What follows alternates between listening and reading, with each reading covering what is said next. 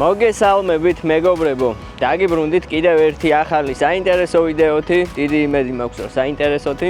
ვინც ჩემი გამომწერები ხართ, ვინც წინა ვიდეოსაც უყურეთ, გეცოდინებათ რომ ყაზახეთში ვიმყოფები.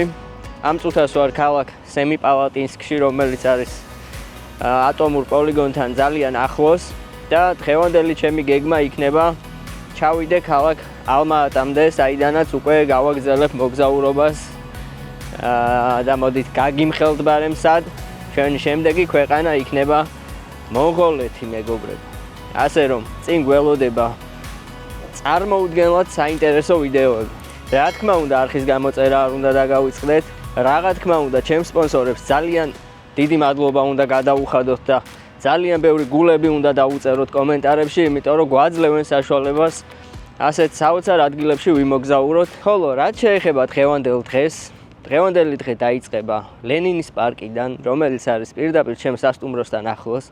რა თქმა უნდა გამოვედი სანახავად, დავათვალიერებ რა ხდება. ამ ქალაქში რამოდენიმე საინტერესო სანახაობა არის. 3 საათამდე მაქვს დრო, დაახლოებით 4 საათზე გადის ჩემი მატარებელი აქედან და ხვალ დილით ვიქნები ალმა-ატაში, გზას დაჭირდება დაახლოებით 18-19 საათი. ასე რომ არ ვიცი, იმედია კომფორტულად ვიმგზავრებთ. ეს როგორც ჩანს მემორიალები არის მეორე მსოფლიო ომში დაღუპული გმირების. აი ესეთი დიდი პარკი არის და ჩემი სასტუმრო არის ზუსტად აი პარკის ბოლოს.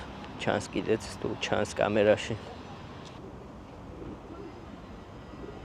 არა მხოლოდ ყაზახეთიდან გარდაცვლილების გმირთა მემორიალები არის, როგორც აწერია საბჭოთა კავშირის გმირები არიან ეს ადამიანები. აი როგორი ტანკი აყენია პარკის პირდაპირ შუაგულში. T-34 არის ამ ტანკის მოდელი. ზოგადად ეს არც თუ ისე ძველი ქალაქი არის, მე-18 საუკუნეში არის დაარსებული, როგორც ვნახე. არც ისე ძველი არის დამეთანხმება. მაგრამ ყოველთვის იყო ისეთი რეგიონალური ცენტრი და ყოველთვის დიდი როლი ჰქონდა ამ ქალაქს რა. არა მხოლოდ მარტო ყაზახეთისთვის, მთლიანად საბჭოთა კავშირისთვის. ხოლო მას შემდეგ რაც აქ ატომური ბომბების პოლიგონი გაიხსნა, განსაკუთრებული როლი შეიძინა ამ ქალაქმა და ძალიან ბევრი მეცნიერი, სხვადასხვა ოფიცერი, გენერალი ცხოვრობდა ამ ქალაქში, ვინც ემსახურებოდა ამ პოლიგონს.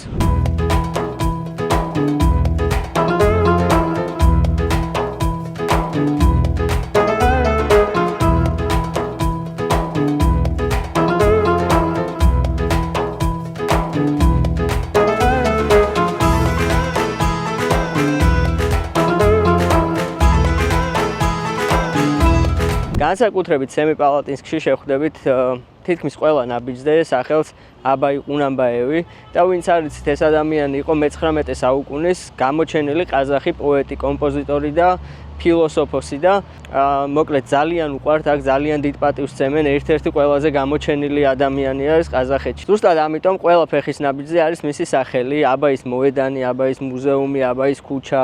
მოკლედ აი ყველაფერს ქვია მის საპატივცემულოდ სახელი. ზოგადად ითვლება რომ ყაზახური ლიტერატურის ფუძემდებელი არის. ამიტომ აქ ძალიან დიდ პატივს სცემენ. აი ეხლა მოვედი ესეთ საინტერესო ადგილზე, რისი ნახვაც მინდოდა ამ ქალაქში.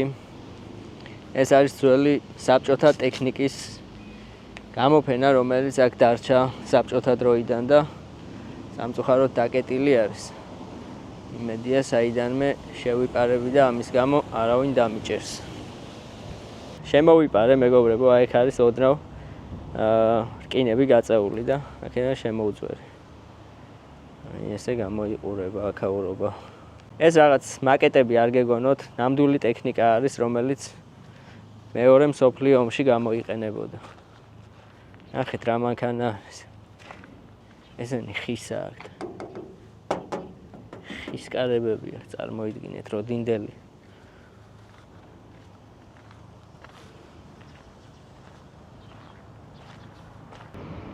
ნახეთ რამხელა რაღაცა არის.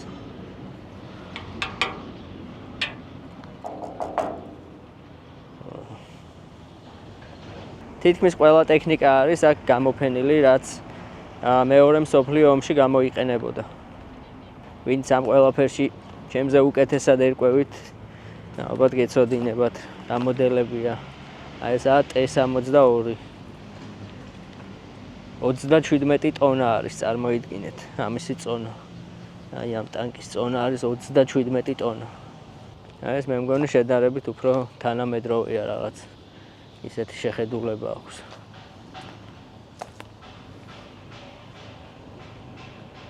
T64. ეს 36 ტონა არის ამის წონა.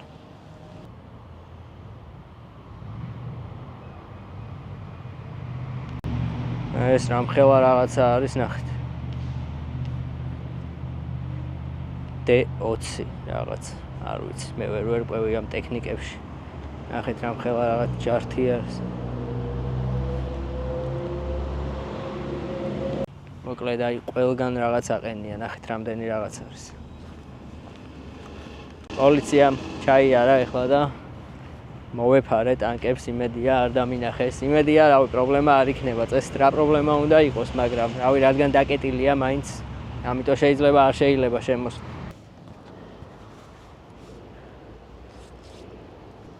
დამიჭირეს, ბარემ დამიჭირონ. გამსტროკეთ მაგის დედაცვატილი.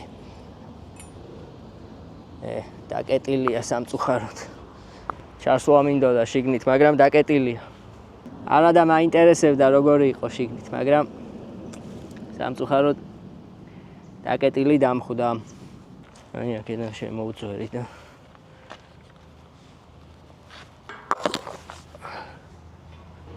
ავედით. აი თუ ვინმე მოხვდებით აქ და რა ვიცი ჩემსავით ესე მოინდომებთ შეპარვას.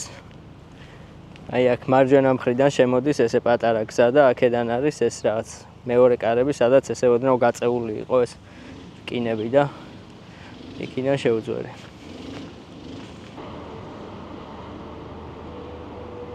დავიძარით, ეხლა სადმე უნდა ვისაუზმო, უпростоრად ვისადილო უკვე, რადგან სასტუმროში საუზმი არ იყო და პირდაპირ გამოვედი ქალაქის დასათვალიერებლად და ეხლა წავედი, სადმე დავჯდები, სადაც წავიხემსებ და მერე ნელ-ნელა უკვე დავიძრები სასტუმროსკენ, ავიღებ ჩემს ბარგს და წავალ სადგურისკენ, საიდანაც გავემართებით ქალაქ ალმა-ატასკენ.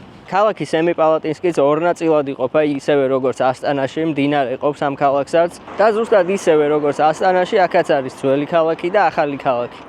მე ახლა ვიმყოფები ქალაქის ძველ ნაწილში, სადაც მდებარეობდა ეს ტანკების გამოფენა, რის ნახვაც მინდოდა, მაგრამ სხვა აქეთ მხარეს არაფერი არ არის. ძირითადად იყო ძველი საბჭოთა დროინდელი საწარმოები და ასე შემდეგ. ძირითადად კაფეები, რესტორნები, სასტუმროები და სხვადასხვა გასართობი სივრცეები არის ქალაქის ახალ ნაწილში, რომელიც არის მდინარის მეორე მხარეს, სადაც არის ჩემი სასტუმროც ასევე.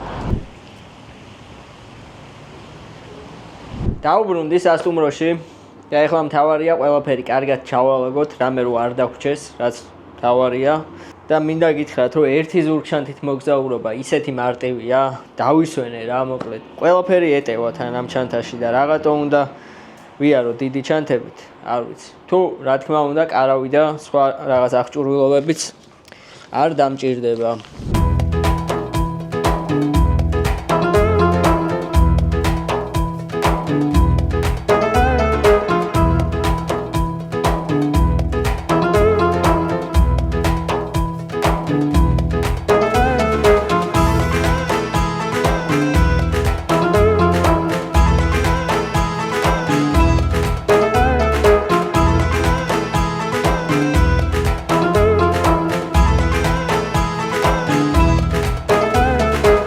მოვედი მეგობრებო, ესეც ჩვენი სადგური, საიდანაც გავემართებით ქალაქი ალმა-ატასკენ, რომელიც აქედან ძალიან შორს არის და როგორც უკვე გითხარით, გზას დაჭირდება დაახლოებით 18-19 საათი.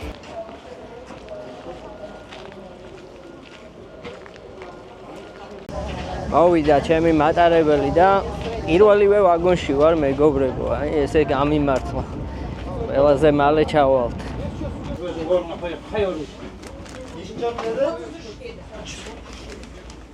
აი ესე გამოიყურება ჩემი კუპე. 4 ადამიანზეა ესეც გათვლილი.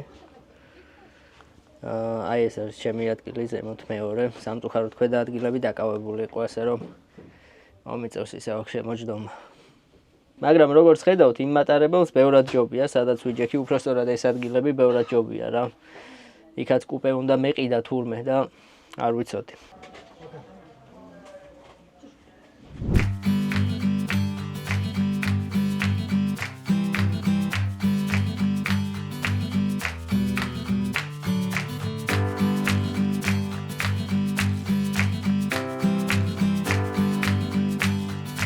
დააგვაღამდა ამასობაში მეგობრებო, დაახლოებით 1-3 საათია ჯერ რაც გზაში ვარ და უკვე დავიღალე და წინ კიდე დაახლოებით 15 საათი გვაქვს დარჩენილი რა. მოკლედ ხვალ დილით 12 საათზე ჩავალ ქალაქ ალმა-ატაში. მატარებელი როგორც კი დაიძრა, ეგრევე ყველამ დაიძინა ჩემს გარდა რა. მე ვზივარ ვიდეოს ვამონტაჟებ, რომ თქვენთვის რაც შეიძლება მალე ავტვირთო ჩემი პირველი ვიდეო ყაზახეთიდან და იმედია მოგეწონებათ. წავედი ახლა მეც შევეცდები რომ მეც გამოვიძინო, დავისვენო და ხვალ დილით დაგიბრუნდები.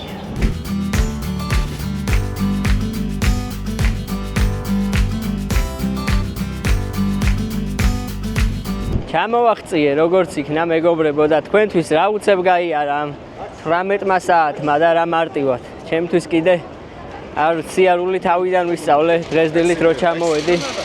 იმდენი ხანი ვიცეკ. ჯერ სასტუმროც კი არ მომიძებნია, ასე რომ სადმე სასწრაფოდ უნდა ვნახო ახლა სასტუმრო.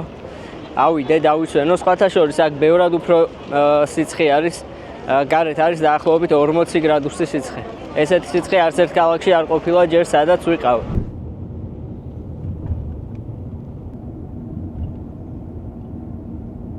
მოვედი და როგორც აღმოჩნდა, აქაც ორ ნაწილად იყოფა ქალაქი, არის ძველი ქალაქი და არის ახალი ქალაქი. მატარებლების გაჩერება, სადაც ჩამოვედი, ეს როგორც აღმოჩნდა იყო ძველ ქალაქში, ამიტომ საკმაოდ შორი არის აქამდე და დაუჯავშნე აპარტამენტი, ესეთი ადგილი არის, არ ვიცი რა დამხდება, ფოტოებზე ნორმალური იყო. დაახლოებით $50 გადავიხადე და ველოდები ახლა მე პატრონეს მოვა და შევალ დავბინაუდები. ესეც ჩემი აპარტამენტი.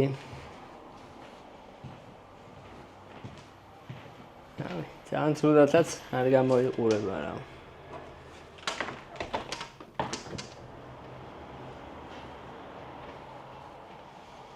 სისუფთავე არის. ყველაფერი არის. საბაზაროც ნახოთ და ეგა.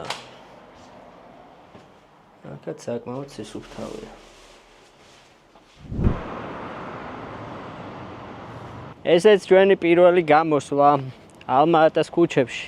როგორც გითხარით, ჩემი სასტუმრო ქალაქის ცენტრშია, მაგრამ ჩემს სასტუმროსთან დიდად არაფერი არ არის, ასე რომ გავალ ახლა ფეხით გავისეირნებ. პირველ რიგში მინდა რომ სადმე ვისადილო, ვიუახშმო და რავი, ვისაუზმო ყველაფერი ერთად, იმიტომ რომ დღეს საერთოდ არაფერი არ მიჭამია, არც ყავა არ დამილევია, ძალიან დავიღალე და მინდა რომ სადმე შევიდე, რამე გემრიელი დავაგემოვნო. იმედია ამასობაში რამე საინტერესოც შევხვდება ქალაქში. აქვე შეგახსენებთ დონაციას, შეგიძლიათ კითხვები დამისვათ და მე ვიდეოდან გიპასუხებთ და გასულ დღეებში იყო კიდე ორი ახალი დონაცია, 30 ლარიანი და 100 ლარიანი რისთვისაც. ძალიან დიდი მადლობა თქვენ ამ ყურადღებისთვის და გვერდში დგომისთვის. აი ესეთი ლამაზი სუფთა ქალაქი არის სხვათა შორის. არ არის მაღალი შენობები ჯერჯერობით, რაც დავდივარ ქუჩებში, სულ ესეთი პატარა შენობები. ფეხით სეირნობისას თქვენც ესეხართ ხოლმე, აი უბრალოდ მაინტერესებს რა. დავუშვათ რაღაც ადგილი მოვნიშნე რუკაზე და მივდივარ, არის 3 კილომეტრი. მივდივარ გიჟივით, აი საერთოდ არ ვჩერდები რა, ისეთი ტემპი მიჭირავს, რომ ერთი წამი არ ვჩერდები რა. ამისა სირბილში გადამეზარდოს ხოლმე და რატო ვაკეთებ ამას მართლა არ ვიცი. ხო შეიძლება ნელ-ნელა ისეირნო, ისიამოვნო, მაგრამ არა, აი მე ვიცი ესე ჩქარა სიარული რა და მე რო ვჩერდები ხოლმე, მე რო ვკვდები ისე ვიღლები და თქვენც ესე ხართ? არც ცხენის ხორცი მინდა, არც ცხენის რძე და არაფერი. კარგი ბურგერი მინდა ეხლა. კოკა-კოლა. და მე კარგი ყავა. არ მაინტერესებს სხვა არაფერი. პატარა ისტორიას მოგიყვებით ახლა ამ ქალაქის შესახებ და სახელწოდებასთან დაკავშირებით, ვიდრე თქვენ დამიწერდეთ კომენტარებს, ჯერ მე თვითონვე მოგიყვებით ამ ყველაფერს და რატო ვეძახი ალმა-ატას. 1991-დან 97 წლამდე ყაზახეთის დედაქალაქი იყო სწორედ ალმა-ატა. შემდეგ ყაზახეთის დედაქალაქი გადაიტანეს უკვე ასტანაში, რომელსაც რაღაც პერიოდი სახელიც გადაარქვეს და ნურ-სულთანი ერქვა ამ ქალაქს, თუ გახსოვთ ეს პერიოდი და 2022 წელს ისევ შეეცვალა და ისევ ძველი სახელი ასტანა დაუბრუნდა. ხოლო რაც შეეხება ქალაქის სახელს, სწორად ვამბობ თუ არა ქალაქის სახელს, დღესდღეობით ალმა-ატა უკვე აღარ ქვია. დღესდღეობით ქვია ალმათი. ალმა-ატა ერქვა 91 წლამდე, სანამ საბჭოთა კავშირის წევრი იყო ყაზახეთი.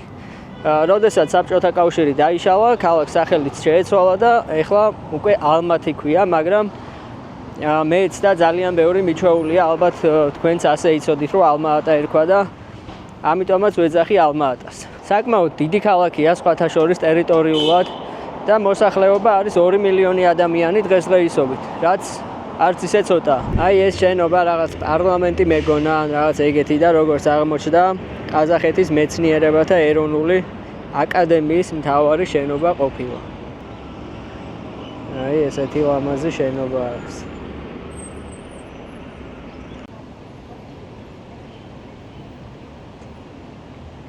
აი ესეთი ხალხმრავალი ქუჩა არის.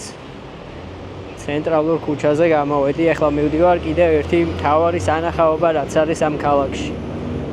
ესეც ქალაქის ერთ-ერთი მთავარი სანახაობა, ეს არის მართლმადიდებლური ტაძარი ამაღლების, რომელიც 1907 წელს აშენდა და ითვლება, რომ ეს არის ერთ-ერთი ყველაზე მაღალი ხით აშენებული შენობა. და ასევე ამბობენ, რომ ამ შენებლობაზე არც ერთი ლურსმანი არ არის გამოყენებული.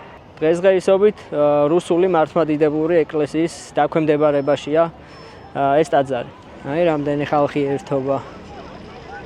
როგორც ჩანს, ერთ-ერთი ყველაზე ხალხმრავალი პარკი არის ამ ქალაქში. სხვათა შორის, ადრე ესეთი რამე არასდროს არ მომსვლია. ვიცოდი მატარებლით, რომ 18 საათიანი მგზავრობა მექნებოდა, მაგრამ რატომღაც არც წყალი ვიყიდი, არც საჭმელი, არაფერი საერთოდ რა და პირდაპირ ავედი მატარებელში. და ორმა რამემ გამაძლებინა მთელი ეს მგზავრობა. პირველი იყო ქართული წარმოების უგემრიელესი ზესუმზირა ბლექსტარი, რომელსაც მთელი გზა ვჭამდი, არ გავჩერებულ ვარ მოკლედ და მეორე იყო რა თქმა უნდა ჩემი ერთგული კომპანია ლაგი, რომელიც მთელი გზა მატარებელშიც კი ინტერნეტს იჭერდა და მოკლედ მეც გავერთე, თქვენც გაგართეთ, ბევრი სტორები ავტვირთე, ასე რომ ვისაც ინსტაგრამზე ჯერ კიდევ არ ყავართ გამოწერილი, ძალიან ბევრი საინტერესო რამ დაკარგეთ. ასე რომ ეხლა გადადით და გამოიწერეთ. სულ რაღაც 2 კილომეტრი ნახევარი ფეხი და ეს არის ერთ-ერთი ცენტრალური ქუჩა, სადაც აი ესე მარტო ფეხით სეირნობენ და მოკლედ ძალიან ლამაზი ადგილია.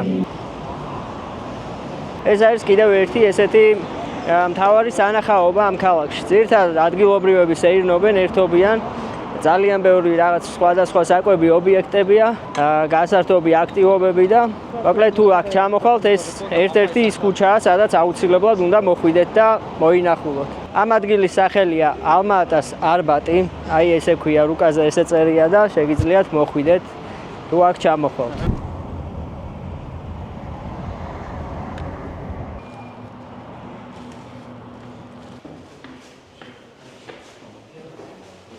დავუბრუნდი სასტუმროში და აი ესე გამოიყურება ჩემი შენაძენი, ხვალ დილისთვის ვემზადები, მოკლედ მთელი დღე ფაქტიურად გზაში ვიქნები და რო არ მოვიწყინო გზაში ბევრი სნექები ვიყიდე. წავედი ახლა დავისვენებ და ხვალ დილით 4 საათზე შევხვდებით. დილის 4 საათია და დავიძარი ჩვენი დანიშნულების ადგილისკენ.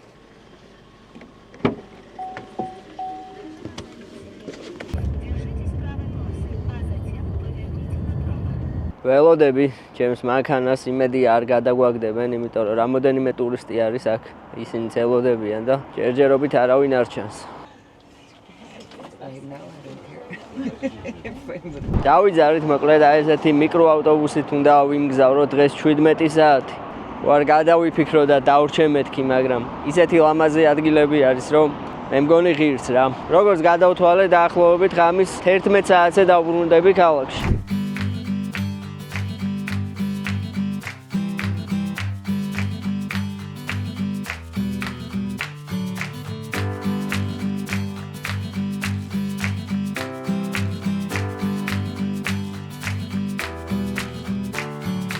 ჩამოვედით მეგობრებო, ეს ჩვენი პირველი ლოკაცია, რომლის სახელიც არის ჩარიონის კანიონი. რომელიც უკვე 12 მილიონი წლის არის წარმოიდგინეთ და სხვათა შორის ამ ადგილს ასევე ეძახიან გრანდ კანიონის უმცროს ძმას, რადგან ძალიან გავს აქაურობა. მილიონობით წლის განმავლობაში წყალი და ქარი აკეთებდა ამ ყველაფერს.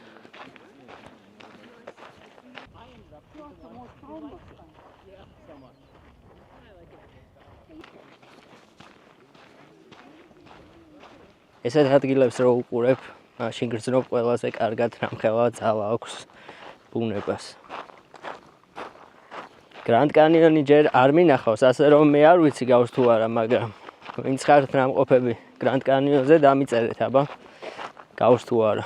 მოკლედ, აი ხო ძალიან ბევრი ვიარე ქალაქიდან, ძალიან შორს გამოვედი, რაღაც უდაბნო გამოვიარე, ტყე, რა ვიცი, ხრამთა და ეხლა სადღაც კანიონში ჩავდივარ, სადაც წესით არაფერი არ უნდა იჭერდეს და ჩემი როუმინგი არც იჭერს, მაგრამ იჭერს ლაგი, მეგობრებო. რა თქმა უნდა, ლაგი ყველგან იჭერს და მაძლევს საშუალებას, რომ რაც შეიძლება მალე გაგიზიაროთ ძალიან ბევრი საინტერესო სტორები თქვენ, რისთვისაც ძალიან დიდი მადლობა ლაგის.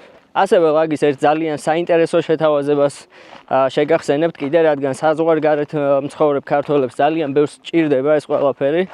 თვეში სულ რაღაც 12 კვადრატ შეგიძლიათ ესაუბროთ საქართველოში ნებისმიერ ქსელს სრულიად ულიმიტოდ, რაც ჩემი აზრით ძალიან კარგი შეთავაზებაა.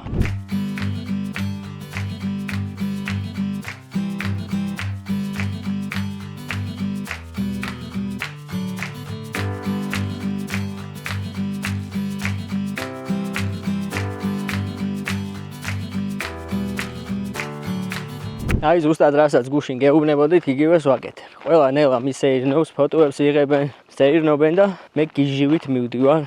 2 კილომეტრი ნახევარი არის ბოლომდე რომ გავიარე და აი გიჟივით მივდივარ, არ ვჩერდები საერთოდ. რა ძალა მათგია არ ვიცი. აი ეს სოროები, რასაც ხედავთ ახლა, აი ესეთი პატარა არსებები ცხოვრობენ. რა არის არ ვიცი, თაგვსაც გავს, ციყვსაც გავს, რავი, ყველაფერი ერთად არის. რავი, იმედია ჩანს კადრი. ჩამოვაღწიე ესეც ბოლო წერტილი და აქედან უკვე და ავიდე ისევ ზემოთ, მაგრამ ჯერ რა თქმა უნდა დავუსვენებ. აი ესეთი მდინარე ჩამოდის საქვე. სურვალებს შეუძლიათ ჩავიდნენ, გაგრილდნენ.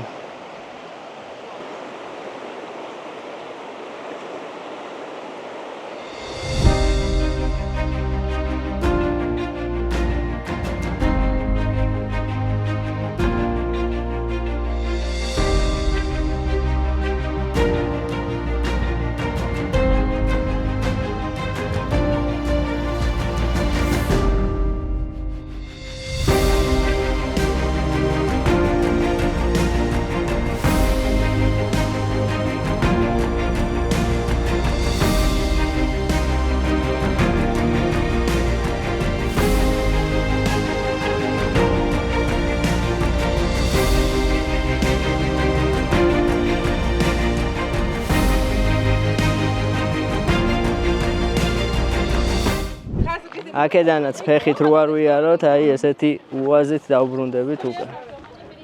ნახეთ რა ლეგენდა მანქანაა, ნახეთ. ერთი ესეთია და მეორე აი ეს.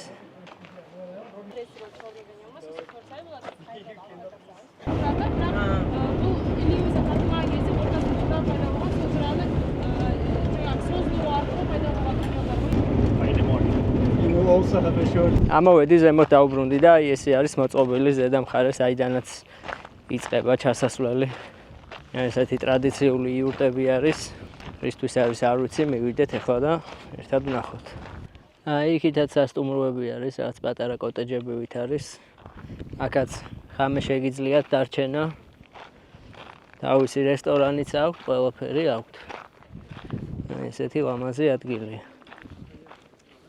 მოკლედ მე არ ვიცი ვინ რას მექი წამოიღო აქ, მაგრამ ზუსტად ვიცი მე რაც წამოვიღე, ეს არის სრულიად ქართული წარმოების ზესუნზირა Black Star-ი, რომელიც ჩემთან ერთად არის ამ მოგზაურობაში და მიგემრიელებს ამ მოგზაურობას და დიდი იმედი მაქვს, რომ კიდე დიდი ხანი იქნება ჩემთან ერთად და კიდე ძალიან ბევრ საინტერესო მოგზაურობას გააგემრიელებს. ვიდეოს აღწერაში იქნება Black Star-ის Instagram გვერდი, შეგიძლიათ გადახვიდეთ, გამოიწეროთ და დაელოდოთ სიახლეებს. ამასობაში 11 საათიც გახდა და დავიძარით ჩვენი შემდეგი ლოკაციისკენ.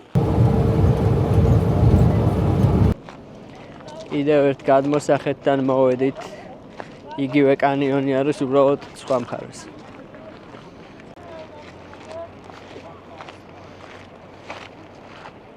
აი ესეთი მამაზი ხედი იშლება აქედან.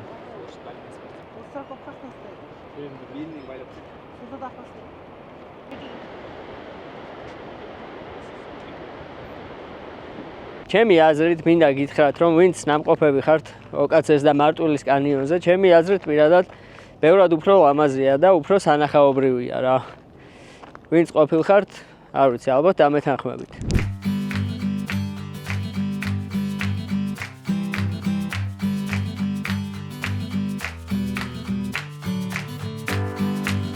მოვედით მეგობრებო ჩვენ შემდეგ ლოკაციაზე, მაგრამ ჯერ გვექნება ლანჩი და ნახოთ რას გვაჭმევთ.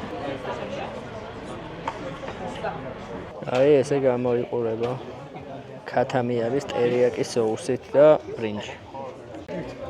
სხვათა შორის ტერიაკის სოუსი აქ უყვართ, იმიტომ რომ ბევრგან შევამჩნიე, რომ ტერიაკით ამზადებენ სხვადასხვა კერძებს.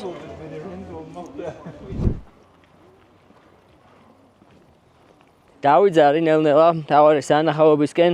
ეს არის ძალიან ლამაზი ტბა, რომელიც ესე პირდაპირ ხეობაში არის. ეხლა ჩავალ და კარგად გადავიხებ. სხვათა შორის ამ ადგილს ყაზახეთის შვეიცარიასაც კი ეძახიან, რადგან აი ესეთი ლამაზი მთები არის და ალბათ რაღაცით გავს შვეიცარიას. კაი ბევრი არის სასიარულო სხვათა შორის ტბასთან რო ჩახვიდეთ. აი ეს მთა ჩამოვიარე მთლიანად ფეხით.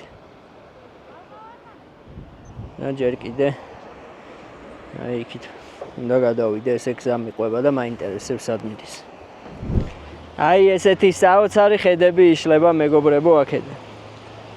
რასაც ვერაფერს დაუწუნებ ხედებია რა. ხედები მართლა ძალიან ლამაზია. და ეხლა დრონიც გავუშვათ.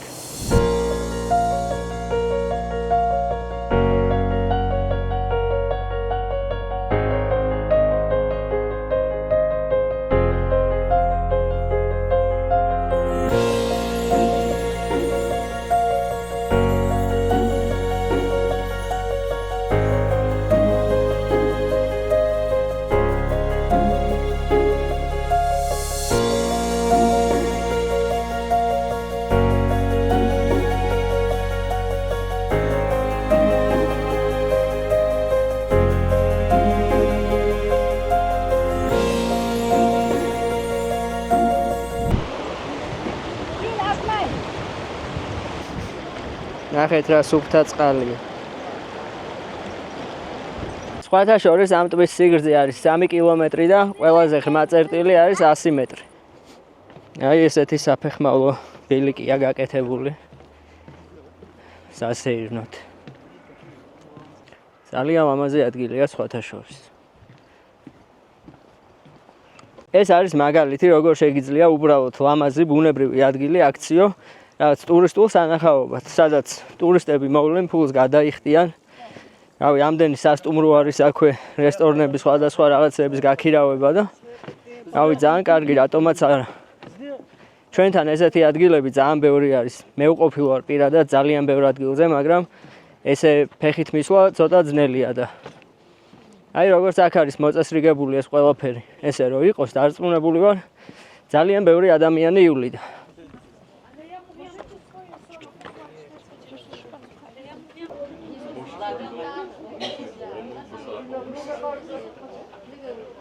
ამოვაღწიე მეგობრებო, როგორც იქნა, ძალიან კი დავიღალე, მაგრამ ვისაც გონიათ, რომ ალდაგი მხოლოდ ატომურ პოლიგონებზე და სოფლიოში მიყრუებულ ადგილებში მაზღვევს, ძალიან ცდებით, რადგან ალდაგი ყველგან და ყოველთვის ჩემი და ჩემი მოგზაურობის დამზღვევია.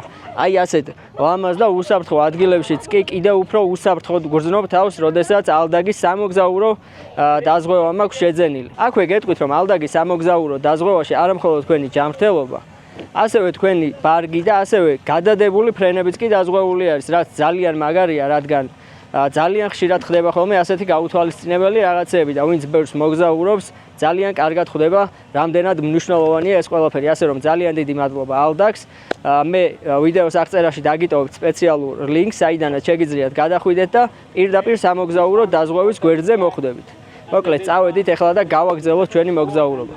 ბორჯომის ლიმონადი ბევრგან იყიდება, მაგრამ აი დაღლილზე ახლა მაღაზიაში შევედი და რო დავინახე, აი არ შემეძლო რო არ მეყიდა რა. აი მართლა გეუბნებით არანაირი არ სპონსორობა და არაფერი, უბრალოდ ისე მესიამო უნდა ახლა რო დავვლი ეცივი საქართველოს ვიგრძენი რა, მართლა ძალიან გამისწორდა.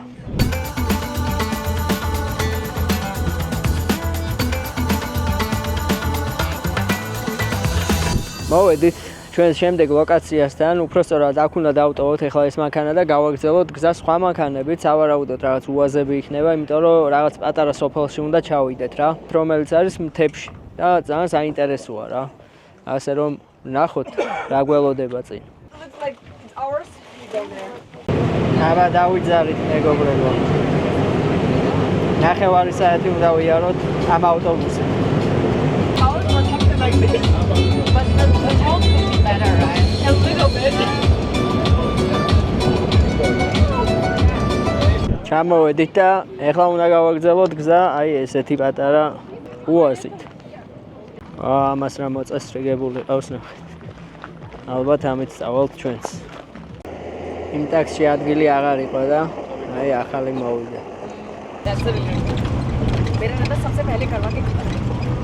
მოვედით როგორც იქნა მეგობრებო, დალეწილი ვარ თავიდან ბოლომდე. ჯერ იმ ავტობუსში ხო დანგრეული ვიყავი. ეხლა იმ პატარა მანქანაში კიდე ცალკე ერთი ამბავი იყო. და ისიც კიდევ ერთი თავარი სანახაობა ამ ქვეყანაში. ეს მართლა ძალიან ლამაზია, რაც განსხვავებული ადგილი არის. ხეები როგორ არის ნახეთ ჩამტვრეული წყალში. და ეს ყველაფერი იმის ბრალი არის, რომ დიდი მეწყერი ჩამოწვა ადრე და ეს ხეები ყველაფერი გადატეხა და ესე დარჩა. და განსაკუთრებული სანახაობა გახადა ამ ყველაფერმა.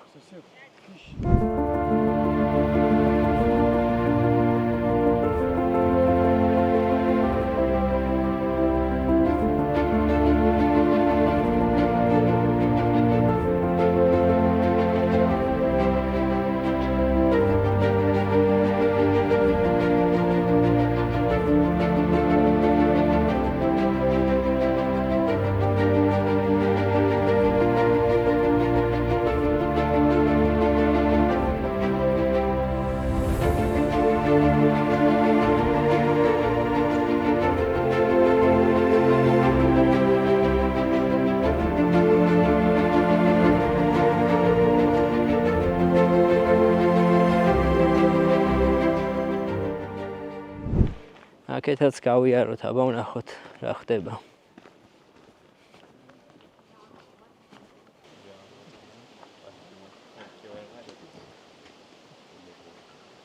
მოკლედ ჯერჯერობით ყველაზე მეტად მე ეს ადგილი მომეწონა. ჩემი აზრით ყველაზე მეტად გამორჩეული ადგილი არის ამ სამი ლოკაციიდან, რაც დღეს მოვინახულეთ.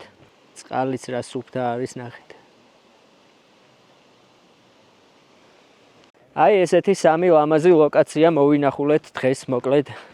მიუხედავად იმისა, რომ ქალაქამდე დასაბრუნებლად ეხლა კიდე 5 საათი მჭირდება და ჯამში დაახლოებით 17 საათიანი იყო ეს ტური. ჩემი აზრით მაინც ღირდა, იმიტომ რომ ძალიან ლამაზი და განსხვავებული ლოკაციები მოვინახულეთ და თქვენც განახეთ. ყაზახეთში მარტო ატომური პოლიგონები კი არ არის. ლამაზი ადგილებიც ძალიან ბევრია. უკან დაბრუნება ფეხით გადავწყვიტე. რატო გადავწყვიტე ესე არ ვიცი. ჩემ გადაწყვეტილებებს ხანდახან მეც ვერ ვგებულობ ხოლმე, მაგრამ 1-2 კილომეტრს გავისეირნებ ფეხით რა.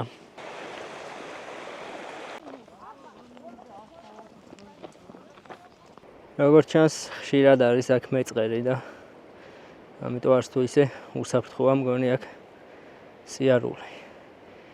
აი, ჩემი გზაც ხედავთ გამოთხრილია ფაქტიურად. პატარა ლაშქრობაც გამომივიდა ამასობაში. კაი ბევრი ვიარე ფეხით რა. რა ძალა მედგა არ ვიცი, რატო გავაკეთე. არ ვიცი, ალბათ უფრო დამამახსოვრდება მე. ნახეთ რა ხიდია. არ ჩაინგრევა იმედია.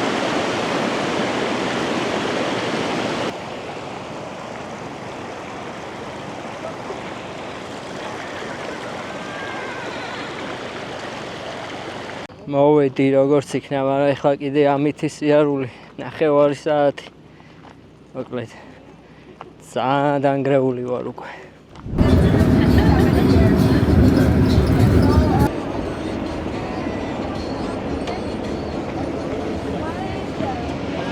მოვაღწიეთ როგორც იქნა ჩვენს მიკროავტობუსამდე, ახლა აქედან დავიძრებით უკვე ქალაქში დაახლოებით 4 საათი ან 4 საათნახევარი დაგვჭირდება და წავედით ახლა დავიძრათ ქალაქისკენ.